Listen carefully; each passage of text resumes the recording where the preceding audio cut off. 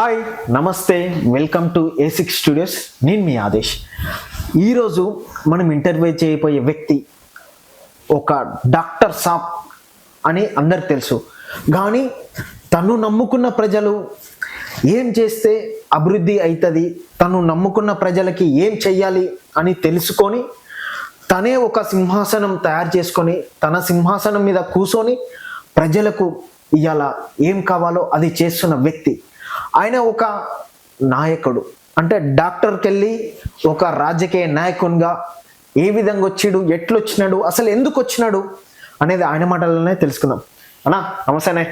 నమస్కారం అన్నా, చాలా రోజుల తర్వాత. అన్నా, మొత్తానికైతే మీరు అనుకున్నది సాధించిరు అని అనుకోవచ్చా?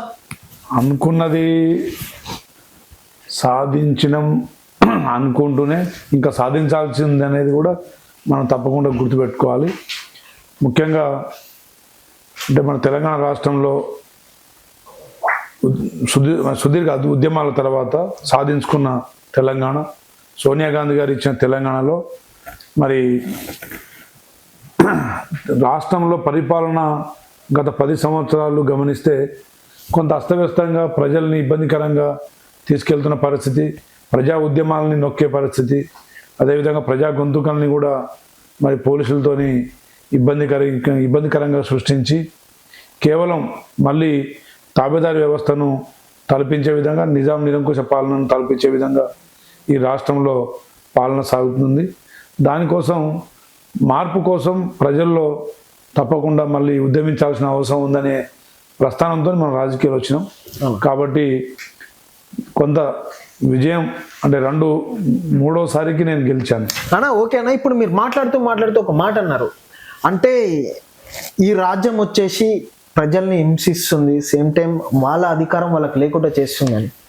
ఇవాళ మీరున్న పార్టీనే కదా గతంలో ఇట్లా చేసింది.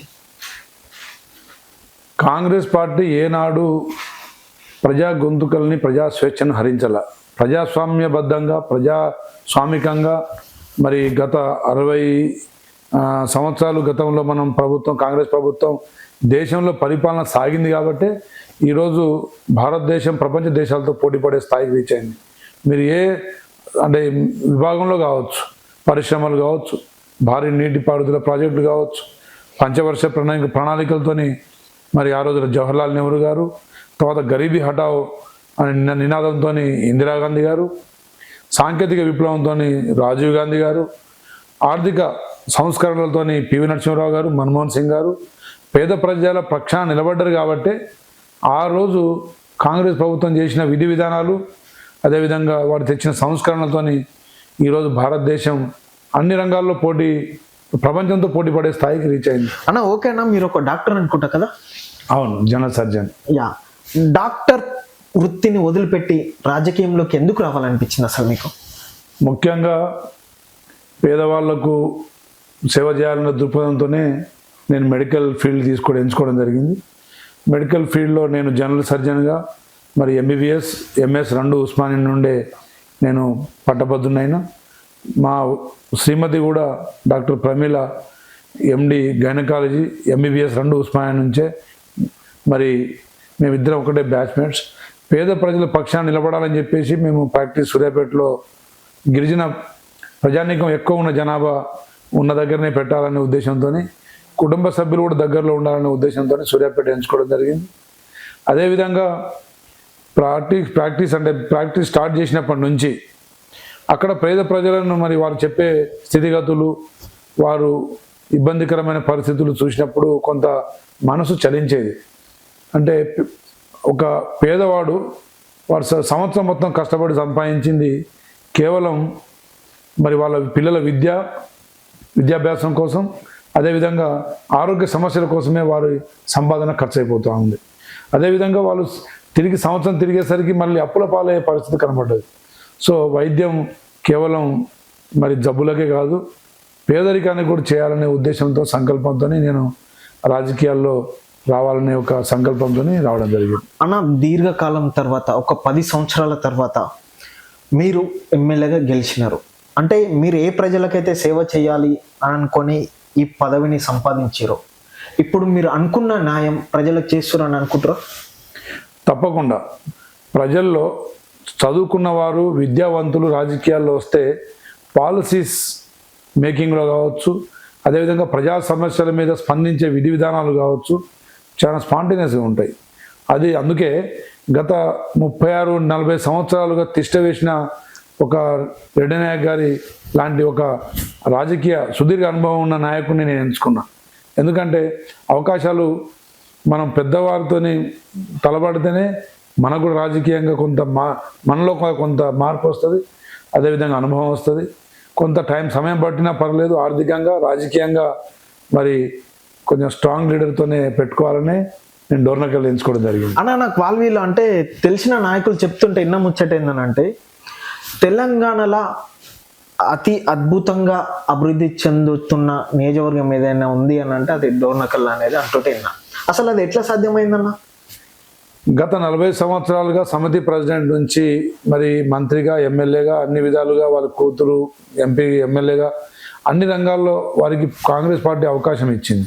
అవకాశం ఇచ్చినప్పుడు వారు దాన్ని సద్వినియోగం చేసుకోవాలి. అక్కడ గిరిజన ప్రజానీకం మరి 50% ప్రజానీకం అక్కడ గిరిజన ప్రజానీకం, పేదవారు, అదేవిధంగా గిరిజనేతరులు, దళిత బహుజన కుటుంబాలు, వారి పక్షాన నిలబడవలసిన నాయకుడు కేవలం తన ఆర్థిక దోపిడీ, ఆర్థిక సంపాదన మీదనే ఫోకస్ చేయడం, తను స్థానికుడుగా అని చెప్పేసి స్థానికంగా ఉంటాడు కానీ ప్రజల కష్ట సుఖాల్లో పాలు పంచుకోడు.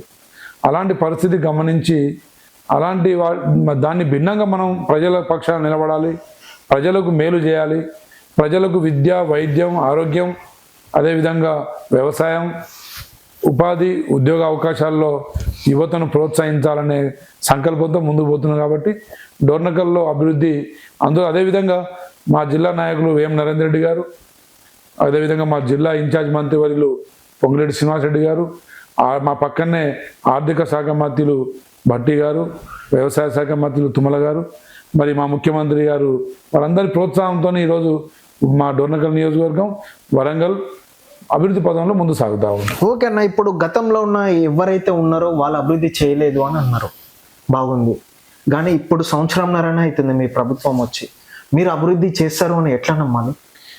ఇప్పుడు గత 40 సంవత్సరాల్లో ప్రభుత్వ పరంగా వచ్చిన ఏ పథకం కావచ్చు అది ఎట్లా ప్రజలకు చేరుతాయి. మనము ప్రభుత్వంలో మనం భాగస్వాములుగా ప్రజల పక్షాన మనం పోరాటం చేసి తేవాల్సినవి కూడా కొన్ని ఉంటాయి. అందులో ముఖ్యంగా విద్యా సంస్థలు. డోర్నకల్ నియోజకవర్గంలో గవర్నమెంట్ డిగ్రీ కళాశాలలు లేవు, ఇంటర్మీడియట్ కళాశాలలు లేవు. ఇప్పటికీ అవి ప్రైవేట్ భవనాల్లో నడుస్తూ ఉన్నాయి. అదేవిధంగా అరకొర వసతులతో ఉన్నాయి. మరి ఏకలవ్య, అదేవిధంగా ఆశ్రమ పాఠశాలలు, కస్తూర్బా పాఠశాలలు, మోడల్ స్కూల్స్ కూడా మరి పిల్లలు ఇబ్బంది పడుతున్న పరిస్థితి అక్కడ చూసినాం. అందుకే ముఖ్యమంత్రి గారిని వేడుకొని ఇంటగ్రేటెడ్ మరి 3000 విద్యార్థులతోని ప్రారంభించబోతున్న ఇంటగ్రేటెడ్ మరి స్కూల్స్ డోర్నకల్లో కూడా ఇవ్వాలి అని చెప్పేసి పట్టుబట్టి మరి ముఖ్యమంత్రి గారిని ఒప్పించి డోర్నకల్కి ఒకటి తేవడం జరిగింది.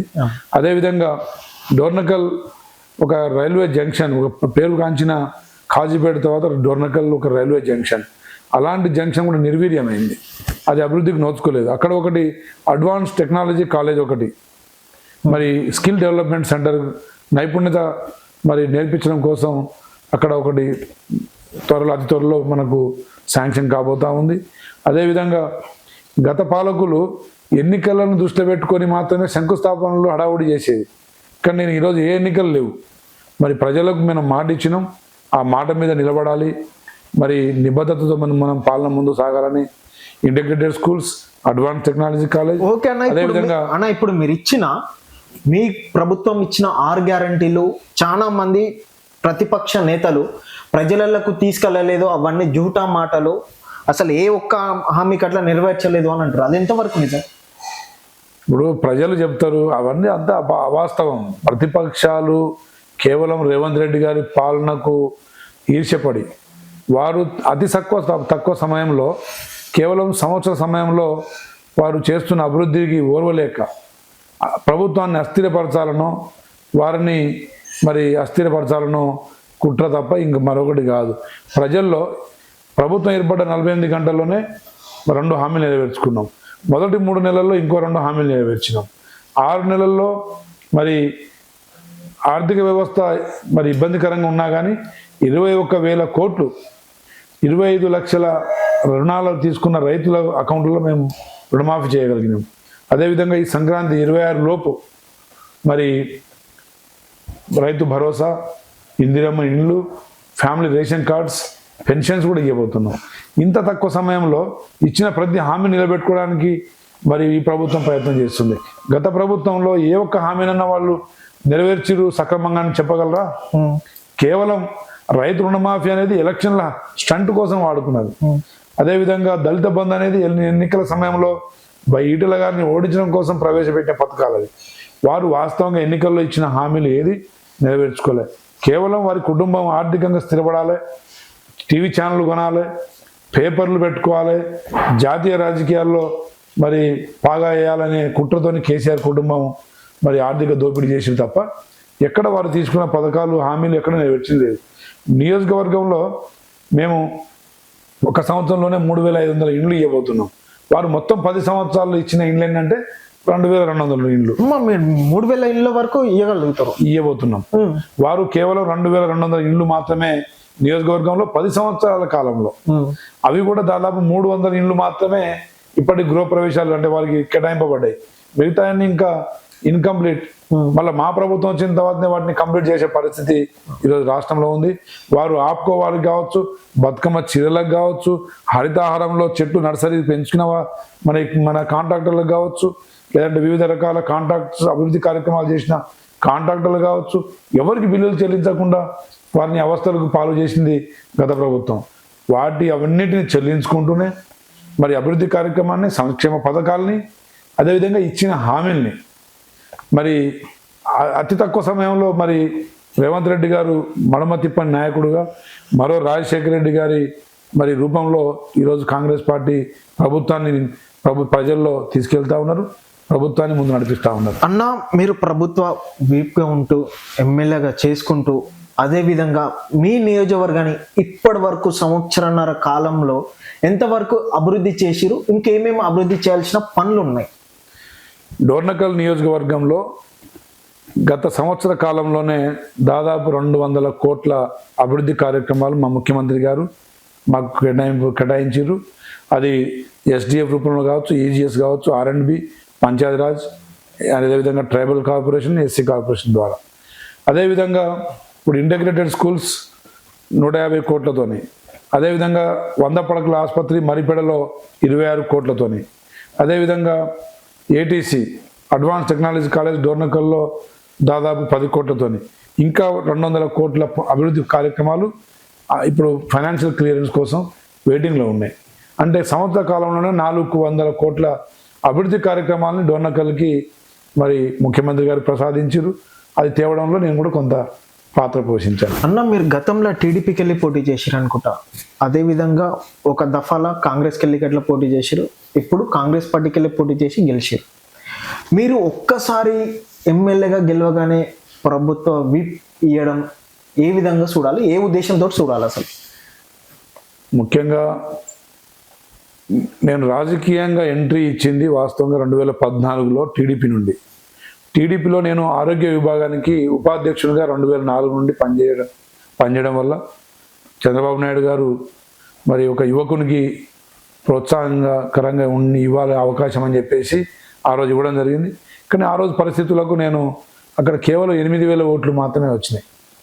దాన్ని కూడా కుంగిపోకుండా రాజకీయాల్లో వచ్చిన అవకాశాన్ని మనం అందిపుంచుకుంటూనే ప్రజల పక్షాన ఓడినా గెలిచినా నిలబడాలని నిరూపించడం కోసం మరి నేను 2015లో మరి రెడ్డి నాయక్ గారు కాంగ్రెస్ పార్టీని వీడిన తర్వాత నేను కాంగ్రెస్ పార్టీని ఎంచుకోవడం జరిగింది. ఆ రోజు ప్రజాస్వామికంగా మరి అప్రజాస్వామికంగా టీఆర్ఎస్ పాలనను మరి అంతమొందించాలంటే కాంగ్రెస్ మాత్రమే మనకున్న ప్లాట్ఫామ్. అదేవిధంగా కాంగ్రెస్ సిద్ధాంతాలు తెలిసిన వ్యక్తిగా మా తాతగారు, మా నాన్నగారు అందరు కాంగ్రెస్ కుటుంబ సభ్యులే. కాంగ్రెస్ కుటుంబంలో ఆ రోజు సర్పంచ్గా మా నాన్నగారు పోటీ చేసిన వారే. ఆ నేపథ్యంతో నేను కాంగ్రెస్ పార్టీని ఎంచుకొని మరి అక్కడ చేరిన మొదటి రోజు నుంచి అభివృద్ధి కార్యక్రమాల కోసం మరి వారు చేస్తున్న మోసాల కోసం వారు చేయని అభివృద్ధి మీద పోరాటం సాగించడం జరిగింది. అది చూసి 2018లో 72,000 ఓట్లతో నన్ను ప్రజలు ఆదరించారు. కానీ స్వల్ప తేడాతో ఓటమి పాలైన. అప్పటి పరిస్థితి కూడా కేసీఆర్ రైతు బంధు చేయడం, అదేవిధంగా కొంత టీడీపీతో అలయన్స్ పెట్టుకోవడం, ఇక మిగతా వివిధ కారణాలు, ఆర్థికంగా కేసీఆర్ ప్రజల్ని పలవబెట్టడం కావడం వల్ల మేము కొంత ఓడిపోవడం జరిగింది. కానీ రెట్టింపు ఉత్సాహంతోనే ప్రజల పక్షాన నిలబడడం మాత్రం నేను ఎక్కడ మానేయలేదు. సో 2023 వచ్చేసరికి మా ఉమ్మడి వరంగల్ జిల్లాలోనే అత్యధిక మెజారిటీ 53,000 మెజారిటీతో నన్ను డొన్నకల్ ప్రజలు నన్ను అభిమానించారు, ఆదరించారు. అంటే ఉమ్మడి జిల్లా మొత్తంలోనే అత్యధిక మెజారిటీ నాది. ఇక మా గిరిజన ఎమ్మెల్యేలలో కూడా నాది అత్యధిక. సూపర్ అన్న. అసలు మీరు ఇంతగానం చెప్తారు, గతంలో నాన్నగారికి అట్లా సర్పంచ్ కాంచెలు వచ్చినారు అన్న. అసలు మీ రాజకీయ గురువు ఎవరు? వాస్తవంగా చెప్పుకోవాలంటే చంద్రబాబు నాయుడు గారి అభివృద్ధి పనులు నన్ను ఆకర్షితం చేసినాయి. అందుకే ఆరోగ్య విభాగంలో నేను చేరడం జరిగింది. మా సోదరుడు, మా పెద్దన్నయ్య నాకు మొదటి రాజకీయంగా నా గురువు అనుకోవాలి. వారు టీడీపీలో, అప్పుడు యతిరాజరావు గారు కాంగ్రెస్ నుండి టీడీపీ పోవడం వల్ల మా కుటుంబం కూడా, మా బ్రదర్ టీడీపీలో వెళ్ళడం, అదేవిధంగా టీడీపీలో కార్యక్రమాలకు నన్ను పాల్పంచుకోవడం, చట్టు చేయడం. ఆ తర్వాత వేం నరేంద్ర రెడ్డి గారు నన్ను చంద్రబాబు నాయుడు గారి దగ్గర తీసుకెళ్ళి నాకు 14లో యువకుడుగా అవకాశం ఇద్దాం, భవిష్యత్తు నిర్మించుకుంటాడని చెప్పేసి వారు అవకాశం ఇవ్వడం జరిగింది. కాంగ్రెస్లో మళ్ళీ దొంతి మాధవరెడ్డి గారు, బలరాం నాయక్ గారు, భరత్ చంద్ర రెడ్డి గారు కాంగ్రెస్కి వస్తే బాగుంటుంది డాక్టర్ గారు, మీ కృషి ఫలిస్తుందని చెప్పేసి వారు నన్ను ప్రోత్సహించడం. మరి ఈ విధంగా నా ప్రస్థానం రాజకీయంగా కాంగ్రెస్ పార్టీ ఐడియాలజీని అతి తక్కువ సమయంలో మరి ఆహ్వానం చేసుకున్న వ్యక్తిగా డాక్టర్ రామచంద్ర నాయక్ ప్రజల కష్ట సుఖాల్లో పాలు పంచుకున్నందుకు గుర్తింపుగా నాకు ప్రభుత్వం ఏర్పడ్డ మొదటి రోజుల్లోనే మరి విప్పుగా అవకాశం ఇచ్చారు. అందుకు ప్రభుత్వానికి, మా నాయకులకు, ముఖ్యంగా ముఖ్యమంత్రి గారికి నేను ధన్యుణ్ణి అని చెప్పి తెలియజేస్తున్నాను. అన్న, ఇదే అడుగుదాం అనుకున్నా. మీరు అతి కొద్ది కాలంలోనే కాంగ్రెస్ పార్టీలో ఉన్న అతి కొద్ది కాలంలోనే సీనియర్ నాయకులతోటి అయితేంది, కేంద్రంలో ఉన్న నాయకులతోటి అతి సన్నిహితంగా ఉన్నారంట. అంటే మంచి దోస్తానం కుదిరిందంట. ఎట్లనే చెప్పాను కదా, కాంగ్రెస్ పార్టీ ఐడియాలజీ తెలిసిన వారెవరు తొందరపాటు పడరు. కాంగ్రెస్ కుటుంబం, గాంధీ కుటుంబం, త్యాగాల పునాదుల మీద నిర్మించిన పార్టీ. స్వతంత్ర ఉద్యమం నుంచి తర్వాత అయినా కానీ, స్వతంత్ర అనంతరం కానీ జవహర్లాల్ నెహ్రూ గారు, ఇందిరాగాంధీ గారు, రాజీవ్ గాంధీ గారు, ఇప్పుడు రాహుల్ గాంధీ గారు నిస్వార్థంగా వారికి ప్రధాని అయ్యే అవకాశం ఉన్నా కానీ త్యాగాలు చేసి మరి వారు కాంగ్రెస్ ప్రభుత్వాన్ని ముందు తీసుకెళ్లడంలో విజయవంతం అయ్యారు. ప్రజల్ని అభివృద్ధి పథంలో నడిపించడంలో, ముఖ్యంగా పేద బడుగు బలిన వర్గాలని ఈరోజు రైట్ ఇన్ఫర్మేషన్ యాక్ట్ ఇచ్చింది Congress party, forest right act ఇచ్చింది కాంగ్రెస్ పార్టీ, ఉపాధి హామీ పనులు తెచ్చింది కాంగ్రెస్ పార్టీ. అదేవిధంగా మీరు ఏ సంక్షేమ పథకాలైనా కాంగ్రెస్ పార్టీ, స్వతంత్రం తెచ్చింది కాంగ్రెస్ పార్టీ, తెలంగాణ ప్రసాదించింది కాంగ్రెస్ పార్టీ. అలాంటి కాంగ్రెస్ పార్టీ మరి సిద్ధాంతాలని, మరి ఐడియాలజీని మనం పూర్తిగా వణికి పుచ్చుకుంటే తప్పకుండా ఏ నాయకునికైనా ప్రభుత్వం కానీ పార్టీ కానీ ఆదరిస్తుంది. అది నా ఆలోచన. అన్న, మీ ఆలోచన చాలా అద్భుతంగా ఉంది. అయితే అన్న, వీళ్ళంటూ ఎన్న ముచ్చట ఏందనంటే, ఇవాళ రేపు ఏ ఒక్క అంటే చోటమోట నాయకుడికి అట్లా చూసుకుంటే ప్రజలకి అందుబాటులో ఉండరు. సేమ్ టైం మీరు ఒక ఎమ్మెల్యే, ప్రభుత్వ వీపై ఉండి అట్లా అనునిత్యం ప్రజలతోటే ఉంటూ, ప్రజలలో మమేకమై నియోజకవర్గంలోనే ఉంటూ ప్రజలకు అనునిత్యం అందుబాటులో ఉంటారంట. ఇది మీకు ఎట్లా సాధ్యం? అంటే ఇప్పుడు చూసుకుంటే, ఇప్పుడు మూలం వచ్చేసి హైదరాబాద్. ఏ ఒక్క నాయకుడు అయినా కానీ, సేమ్ టైం మీరు ఇంకా ఎంఐఎంఈ నాయకులు హైదరాబాద్కి రావాలి, ఖచ్చితంగా హైదరాబాద్ పనులు చూసుకోవాలి, ఇటు కాన్స్టెన్సీకి వెళ్ళాలి. కానీ మీరు ఎక్కువ శాతం ప్రజలకే టైం కేటాయిస్తారంట. ఎట్లా సాధ్యమవుతుందని మీకు? మనం ప్రజల పక్షాన్ని నిలబడాలనే మనం గట్టి సంకల్పంతో మనం గత 10 సంవత్సరాలు పోరాడిన తర్వాత, ప్రజలతోని మనం ఉండకపోతే, మనకు ఆల్టర్నేట్ రాజకీయ భవిష్యత్తు ఇచ్చిన ప్రజల్ని మనం కాపాడుకోకపోతే ఇక మనం చేసే ఇంకా డ్యూటీ ఏముంటుందండి. నేను కూడా ఇప్పుడు మా పిఏలు ఉన్నారు, నా 5 పిఏలు ఉన్నారు. నేను విప్ కాబట్టి, క్యాబినెట్ ర్యాంక్ కాబట్టి 6 పిఏలను ఇచ్చారు. అయినా నేను సొంతంగా నా ఫోన్ నేనే ఎత్తుతా. కేవలం అసెంబ్లీ నడిచినప్పుడు, ఏదైనా ఇంపార్టెంట్ మీటింగ్లో ఉన్నప్పుడు తప్ప ప్రతి కార్యకర్త ఫోన్ నేనే స్వయంగా ఎత్తుతా, నేనే రెస్పాండ్ అవుతా. వెంటనే తక్షణమే వారి పరిష్కార మార్గాలు కూడా వాళ్ళకి తెలియజేస్తా. అదేవిధంగా సమయం దొరికిన ప్రతి నిమిషం ప్రజలతో గడపడానికి నేను ఇష్టపడతా. ఎందుకంటే వారి కష్టసుఖాలు తెలిసిన వ్యక్తిగా వారి కష్టాలు నెరవేర్చడంలో నేను ముందుండాలి. ప్రభుత్వం పార్టీ నాకు ఇచ్చిన అవకాశాన్ని కూడా నేను సద్వినియోగం చేసుకోవాలనే గట్టి సంకల్పం తప్ప మరొకటి కాదు. కానీ మీ కాంగ్రెస్ ప్రభుత్వం పేద ప్రజల కడుపు కొడుతుందని వాళ్ళు వీళ్ళు అంటుంటే విన్నా, వాస్తవమా? పేద ప్రజల కడుపు నింపే అంటే హైడ్రా విషయంలో అయితేంది, ఇదే మూసి ప్రక్షాళన విషయంలో అయితేంది, సేమ్ టైం ఎవరు పడితే వాళ్ళు దొరికిన వాళ్ళ మీద కేసులు పెట్టి అట్లా ఇబ్బంది పెడుతున్నది ఈ కాంగ్రెస్ ప్రభుత్వం అని అంటుంటే విన్నా. కాంగ్రెస్ ప్రభుత్వం పేదవాళ్ళ పక్షాన్ని నిలబడే ప్రభుత్వం, పేదవాళ్ళ కడుపులు నింపిన ప్రభుత్వం.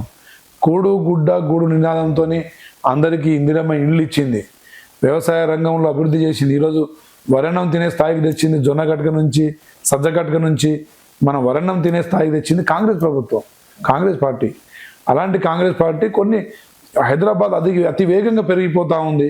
ట్రాఫిక్ విషయంలో కావచ్చు, చిన్న వర్షం వస్తే హైదరాబాద్లో మరి రోడ్లన్నీ ట్రాఫిక్తోని జలమయమై, మరి గతంలో డ్రైనేజీలలో మరి 2-3 కొట్టుకుపోయిన పరిస్థితి కూడా చూసినాం చిన్న వర్షాలకే.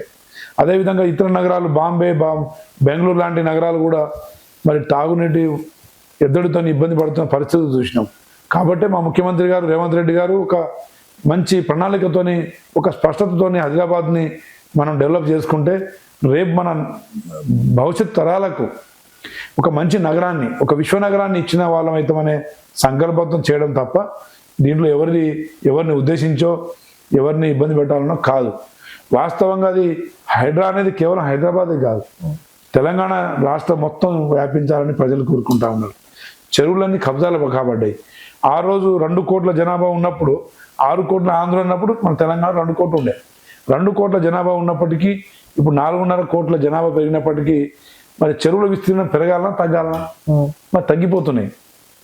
సో చెరువుల విస్తీర్ణం పెంచలేకపోయినా కనీసం డీపెనింగ్ చేయాలా, అందులో వాటర్ బాడీ కెపాసిటీ పెంచాలా, చుట్టూ కబ్జాలైన భూముల్ని కొంత సంరక్షించాలా, అదేవిధంగా కొంత ప్రజలకు అక్కడ ఆహ్లాదకరమైన వాతావరణాన్ని కల్పించాలనే మంచి సంకల్పం అది. ప్రజలు కూడా దాన్ని ఆహ్వానిస్తున్నారు. కేవలం కొంతమంది ఆడ ఇబ్బంది పడుతున్న, తెలిసి తెలియక కొన్న వాళ్ళు కొంత ఇబ్బంది పడుతున్న పరిస్థితి ఉండొచ్చు. వాళ్ళు కూడా ప్రభుత్వం ఆల్టర్నేట్గా ఆర్థికంగా మరి వాళ్ళకు డబుల్ బెడ్రూమ్ ఇల్లు ఇవ్వడమో, ఇందిరమ్మ ఇల్లు ఇవ్వడమో, అదేవిధంగా వారికి కొంత ఆర్థిక వెసులుబాటు చేయడమో ప్రభుత్వం తప్పకుండా చేయాలనే ఆలోచనలో ముందు పోతా ఉంది. ఓకే అన్న, ఇంత మాట్లాడుతున్నారు కాబట్టి నేను ఒకటి అడగొద్దో తెలియదు, నా చెవుని ఒక ముచ్చట పడ్డది, అది వాస్తవనా? చెప్పాలి మీరే. నెక్స్ట్ రామచందర్ నాయక్ గారికి ఒక మంత్రి పదవి రాబోతుందని వాళ్ళు వీళ్ళు అంటుంటే, సీనియర్ నాయకులు వాళ్ళు వీళ్ళు అనుకుంటే ఇన్న ముచ్చట, అది వాస్తవమా? ఇప్పుడు అధిష్టానం ఏమనుకుంటున్నా అనేది అధిష్టానానికి తెలియాలి. ముఖ్యంగా రేవంత్ రెడ్డి గారు ముఖ్యమంత్రిగా పగ్గాలు చేపట్టిన తర్వాత ఆ రోజు టీఆర్ఎస్ పార్టీలో అన్ని శాఖలలో ఈఎన్సీలు కావచ్చు, చైర్మన్లు కావచ్చు, అంత రావులు ఉండే, వెలమదొరలు ఉండేది. ఈరోజు మీరు డైరెక్టర్ ఆఫ్ హెల్త్ చూస్తే డాక్టర్ రవీంద్ర నాయక్ గారు, సిఎండి సింగరేణి బలరాం నాయక్ గారు, ఇదే విధంగా ట్రైబల్ సెక్రటరీ ఈరోజు శరత్ నాయక్ గారు, జనగాం, నల్గొండ, మహబూబ్ నగర్ ఎస్పీలు మా బంజారా బిడ్డలు. అదేవిధంగా నన్ను విప్పిగా చేసిర్రు, బెలయ్య నాయక్ గారిని ఒక ట్రైకార్ చైర్మన్గా చేసిర్రు. మరి వివిధ శాఖలలో మా గిరిజనులకు మంచి ప్రాధాన్యత ఇచ్చారు. అందుకు మేము అంత సంతోషంగా ఉన్నాం. మేము గెలిచింది 4 బంజారా బిడ్డలం, 7 మరి ఆదివాసీ బిడ్డలు. అటు సీతక్క గారిని మంత్రి పదవిలో సీనియర్ నాయకురాలుగా, కష్టపడ్డ వ్యక్తిగా వారికి గుర్తించారు. వారికి మాకు సమపాలలో సమన్వయం చేసుకుంటూ ప్రభుత్వం ముందుకు పోతా ఉంది. ఇంకా కొన్ని పోర్ట్ఫోలియోస్ నింపాల్సిన అవసరం ఉంది. బంజారాలో కూడా ఇస్తే బాగుంటుందనే, అంటే వాస్తవంగా చర్చ అయితే ఉంది. అంటే మీకు వస్తుందని చర్చ అయితే ఉంది. చర్చ నాకు వస్తుందని కాదు, బంజారా బిడ్డలకు ఇవ్వాలనే చర్చ సాగుతుంది. సరే, అది ఎవరికి ఇచ్చినా బంజారా బిడ్డలకు ఇచ్చిననే మనం స్వాగతించాలి, మనం హర్షించాలి. అన్న, ఒకవేళ రేపు మీకే ఆ మంత్రి పదవి వస్తే ఈ తెలంగాణని ఎట్లా తీర్చిదిద్దుతారు మీకున్న పవర్స్ తోటి? ముఖ్యంగా నేను ఒక డాక్టర్గా, ఒక విద్యావంతునిగా, అదేవిధంగా ప్రజల కష్ట సుఖాలు గత 25 సంవత్సరాలుగా వైద్యంలో, అదేవిధంగా 10 సంవత్సరాలుగా రాజకీయంలో తెలిసిన వ్యక్తిగా ముందు ప్రజలకు మనం చేరువలో ఉండాలి. ప్రజలకు అందుబాటులో ఉండే ఒక సౌకర్యాన్ని కల్పిస్తూ మరి గిరిజన ఆదివాసీ బిడ్డల్ని, చెంచు, కోయ, ఆదివాసీ, మరి పర్దాన్, గోండ్, అదేవిధంగా లంబాడ, ఎరుకల, యానాది సోదరులందరినీ సమన్వయం చేసుకుంటూ గిరిజన శాఖలో కేంద్రం నుండి చాలా నిధులు వస్తాయి. ఆ నిధుల్ని తెచ్చి రాష్ట్ర నిధులు కేంద్ర నిధుల్ని ప్రజలకు చేరవేసే దాంట్లో మనం సక్సెస్ కావాలి. ముఖ్యంగా ఇంకా రూరల్ ఏరియాలో వైద్యం అందక, అదేవిధంగా గత ప్రభుత్వంలో ఈ సప్లాన్ నిధులన్నీ దారి మళ్లించి గిరిజనులకు మోసం చేసిరు. కాబట్టి కాళేశ్వరం ప్రాజెక్టు పేరు మీదనో భగీరథ పేరు మీదనో ఎస్టీ సప్లాన్ నిధులు దారి మళ్లించారు. అలా దారి మళ్లించకుండా కాంగ్రెస్ ప్రభుత్వం విధి విధానాలతోని ముఖ్యమంత్రి గారి ఆదేశాలతోని గిరిజన ఏజెన్సీ ప్రాంతాల్లో ఉన్న గిరిజనులకు వైద్యం అందించడం, నాణ్యమైన విద్యను మరి విద్య వైపు వారిని ప్రోత్సహించడం, ఇంకా ఎడ్యుకేషన్ పర్సంటేజ్ మన దాంట్లో అదే గిరిజనుల్లో చాలా తక్కువ ఉంది, దాన్ని అభివృద్ధి చేసే దాంట్లో, అదేవిధంగా ప్రతి సంక్షేమ ఫలాలని వారికి చేరువ చేసే దాంట్లో విజయవంతం కావాలని కోరుకుంటున్నాను. అంటే ఇప్పుడు ఎమ్మెల్యే రామచందర్ నాయక్ని రేపు గిరిజన మంత్రిగా చూడొచ్చు అనమాట. అయ్యో, ఒకవేళ ఇప్పుడు మంత్రిగా ఎవరికి ఇస్తారో తెలియదు. అది ఇచ్చినాడు, ఒకవేళ మనకు వస్తే చేయాలని మీరు అడిగారు కాబట్టి చెప్పారు. ఏదేమైనా పదవి వచ్చినా రాకపోయినా ఇప్పుడు నాది క్యాబినెట్ ర్యాంక్. ప్రభుత్వం నన్ను గౌరవించింది, గుర్తించింది. దానికి నేను చాలా సంతోషంగా ఉన్నా. అందుకే రెట్టింపు ఉత్సాహంతో పనిచేస్తున్నా. ఒకవేళ ఇంకా పోర్ట్ఫోలియోలో అవకాశం వస్తే ఇంకా అదనంగా ఇంకా శ్రమ చేయాల్సిన పరిస్థితి వస్తుంది. తప్పకుండా అన్ని త్యాగాలకు సిద్ధపడాల్సి వస్తుంది. కాబట్టి తప్పకుండా ప్రజల సంక్షేమం కోసం, కాంగ్రెస్ పార్టీ రాహుల్ గాంధీ గారి ఆశయాలు సాధించడం కోసం, మళ్ళీ రాష్ట్రంలో కేంద్రంలో కాంగ్రెస్ ప్రభుత్వం ఏర్పాటు కావడం కోసం తప్పకుండా నేను కృషి చేస్తాను. మేము గట్లా రావాలని ఖచ్చితంగా కోరుకుంటున్నాం. ఇప్పుడు మీరు గతంలో ఉన్న ప్రభుత్వానికి ఇప్పుడున్న ప్రభుత్వం మధ్యలో వ్యత్యాసం ఏంటంటారన్నా? గత ప్రభుత్వం ఇచ్చిన హామీలు నెరవేర్చకుండా కేవలం ప్రచార ఆర్భాటాలతోని వారి పరిపాలన 10 సంవత్సరాలు సాగించారు. వారు చేసింది మోసం, ఆర్థిక దోపిడీ. అదేవిధంగా ప్రాజెక్టుల పేరు మీద వారు 4 నుంచి 5 లక్షల కోట్లు వారు కుటుంబ సభ్యులే మింగారు. కానీ మా ప్రభుత్వంలో ప్రతి మంత్రి, ముఖ్యమంత్రితో సహా ప్రభుత్వం ఏర్పడ్డ మొదటి రోజు నుంచి ప్రజల పక్షాన్నే ప్రతి 6 నిమిషాలు కృషి చేస్తూ ఉన్నారు. ఈరోజు మీరు చూడండి, రేవంత్ రెడ్డి గారు ప్రతిరోజు సెక్రటరియట్లో కనబడతారు. సెక్రటరియట్లో సామాన్య ప్రజలను కూడా మరి అవకాశం కల్పించారు రావడానికి. అదేవిధంగా ప్రతిరోజు ఎమ్మెల్యేలను కూడా కలిసి అవకాశాలు పాటించారు. ప్రజా సమస్యలని వారు ప్రతిరోజు వింటూ ఉన్నారు. గత ప్రభుత్వంలో చూస్తే కేసీఆర్ ఎప్పుడన్నా ఫామ్ హౌస్ నుంచి ఎప్పుడన్నా 6 నెలలకు ఒకసారి బయటకు వస్తే ఈ మంత్రులు ఎమ్మెల్యే లైన్ క్యూ కట్టి కాలు మొక్కే తప్ప ఎప్పుడన్నా వారు స్వేచ్ఛను మంత్రులతోనే క్యాబినెట్ మీటింగ్ కానీ చర్చలు కానీ వారి అభిప్రాయాలు తీసుకున్న సందర్భాలు లేవు. ఒక నిరంకుశ పాలనను మనం చూసినాం. ఇప్పుడు స్వేచ్ఛాపూరితమైన ప్రజాపాలనను చూస్తున్నాం, అభివృద్ధిని చూస్తున్నాం, సంక్షేమ పథకాలు ప్రజలకు చేరువవుతున్నాయి. సార్ దాంట్లో కొంత ఆర్థిక పరిస్థితులు బాగలేక కొంత జాప్యమే ఉండొచ్చు తప్ప తప్పకుండా లేట్ అయినా కానీ చేరుతాయి. మా అభివృద్ధి పథకాలే రేపు మాకు అంబాసిడర్, మాకు ప్రచారకర్తలు. ప్రజలు చర్చించుకుంటారు. ప్రజలు చాలా మేధావులు, తెలంగాణ ప్రజలు చాలా మేధావులు, అదేవిధంగా చైతన్యవంతులు. కాబట్టే తెలంగాణ ప్రజానీకం మొన్న ప్రభుత్వాన్ని తెచ్చుకున్నారు. భవిష్యత్తులో రేవంత్ రెడ్డి గారి నాయకత్వంలో ఇంకా అభివృద్ధిని చూడబోతున్నాం. ఇంకా చెప్పని హామీలు కూడా చాలా హామీలు. మేము మొన్న విద్యార్థులకు 40% మెస్ ఛార్జీలు పెంచినాం. ఒక నాణ్యమైన విద్యను అందించడంలో భాగంతో పాటు నాణ్యమైన ఆహారం పిల్లలకు ఇవ్వాలనే మీ హామీలు ఇవ్వలేదు, అయినా నెరవేర్చినాం. అదేవిధంగా సంవత్సర కాలంలో 54,000 ఉద్యోగాలు యువతకు టీఆర్ఎస్ పార్టీ వాళ్ళు అశోక్ నగర్లలో ధర్నాలు చేపట్టినా కానీ దాన్ని అధిగమించి మేము ఉద్యోగాలు కల్పించగలిగినాం. నియామకాలు వారికి చేతిలో ఇవ్వడం జరిగింది. అదేవిధంగా పథకాలు 6 హామీలలో 5 హామీలు నిలబెట్టుకున్నాం. అదేవిధంగా అభివృద్ధి పనులు ఎక్కడ ఆపలేదు. పెండింగ్ బిల్లులు వారు చేసిన అప్పులకు 1 సంవత్సరంలోనే 68,000 కోట్లు అప్పు మేము తీర్చినాం. అంటే అప్పుల్ని తీరుస్తూ ఆర్థిక వ్యవస్థను గాడిలో పెడుతూ సంక్షేమ పథకాలు, అభివృద్ధి, మేమిచ్చిన హామీలు సమపాలలో ముందు తీసుకెళ్తున్నాం. కాబట్టి మా ప్రభుత్వం ఎలాంటి ఇది ప్రజా ప్రభుత్వం, వాళ్ళు ఎలాంటి నిందలేసినా మేము వాటిని పెద్దగా పట్టించుకోమని చెప్పి తెలియజేస్తున్నాం. అన్న, ఇప్పుడున్న ముఖ్యమంత్రి గారికి అయితే మీకు చాలా దగ్గరి సంబంధం ఉందంట, అది ఎట్లా అన్న? అసలు ముఖ్యంగా ముఖ్యమంత్రి గారు అందరు ఎమ్మెల్యేలను సమానంగా చూస్తారు. అదేవిధంగా మా క్యాబినెట్ మంత్రిగా నేను కొంత అసెంబ్లీలో ముఖ్యమంత్రి గారికి, భట్టి గారికి చెరువులో ఉంటా కాబట్టి సరే ఆ ప్రచారం ఉండొచ్చు తప్ప నేను నన్ను ఒక్కనే కాదు, ప్రతి ఎమ్మెల్యేను ప్రేమతో పిలిచి అభివృద్ధి పనులలో మీరు భాగస్వాములు కండి, ప్రజలతో మమేక్యం కండి అని వారు తప్పకుండా పెద్ద హృదయంతో మాకు తెలియజేస్తుంటారు. చూసిరు కదా ప్రజలరా, ఇది ఇవాల్టి ఇంటర్వ్యూ మన డోర్నకల్ ఎమ్మెల్యే రామచందర్ నాయక్ గారితో. దీని మీద మీ అభిప్రాయాలు కట్లా కామెంట్ రూపంలో కింద ఖచ్చితంగా తెలియజేయండి. Thank you.